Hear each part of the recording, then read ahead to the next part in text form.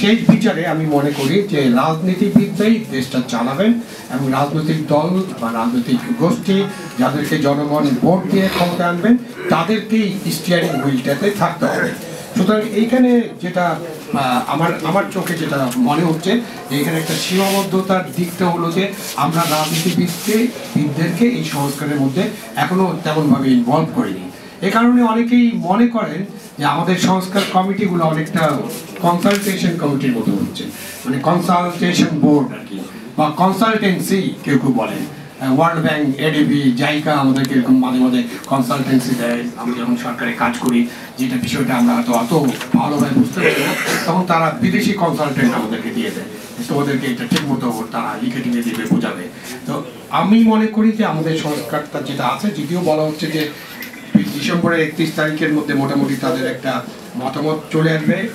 আমার কাছে মনে হয়েছে যে একটা সংস্কার কমিটির সাথে আলোচনা করে যে তারা আবার সময় বাড়াতে পারে, আর 3 বছর 3 মাস পরে 3 মাস ধরে আবার রাজনৈতিক স্টেক হোল্ডারদের সাথে একটু আলোচনা করা হবে। ঠিক আছে, আমরা একটা 6 মাসের ইয়ে পেলাম, তার মধ্যে তো ডিসেম্বর মাসে এখন আমরা কথা বলছি, আর 20 দিন আছে এই মাসে, এবং এর পর 3 মাস। এই 3 মাসের পরে আমরা একটা নিশ্চয়ই সংস্কারগুলো নিয়ে আলোচনা করে আমরা সংস্কারগুলোর ব্যাপারে একটা সিদ্ধান্ত নিতে পারবো, এবং সব সংস্কার সব কিছু যে অন্তর্বর্তীকালীন সরকার করে যেতে পারে এইটা ভাবার কোনো কারণ নেই, এবং এটা ওনারাও নিশ্চয়ই ভাবেন না, কারণ এটা সম্ভব না। এখন যে দল বা যাকে আপনারা জনগণ ভোটের মাধ্যমে তাদেরকে নির্বাচিত করবে, যারা দায়িত্ব নেবেন, দায়িত্ব নেওয়ার পরে তারা এই সংস্কারগুলোকে চালু রাখবেন, এরকম একটা কমিটমেন্ট নাগরিকরা রাজনৈতিক দলগুলোর কাছে চায়।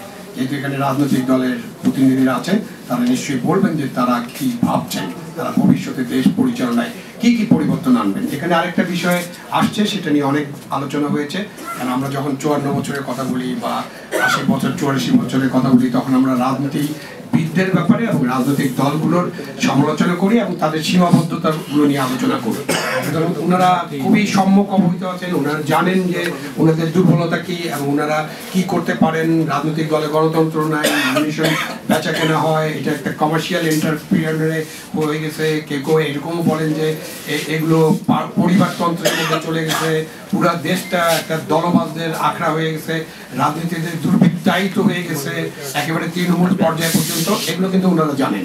তো ওনাদেরকে অবশ্যই ঠিক করতে হবে যে ওনারা কেমনভাবে রাজনৈতিক দলগুলোর সংস্কার করবেন এবং কেমন রাজনৈতিক দল গড়ে তুলবেন, যে রাজনৈতিক দল আসলে শেষ পর্যন্ত আমাদেরকে একটা বাংলাদেশ দিবে, যে বাংলাদেশটা হবে আধুনিক, গণতান্ত্রিক, বৈষম্যহীন, অসাম্প্রদায়িক এবং কল্যাণমুখী বাংলাদেশ।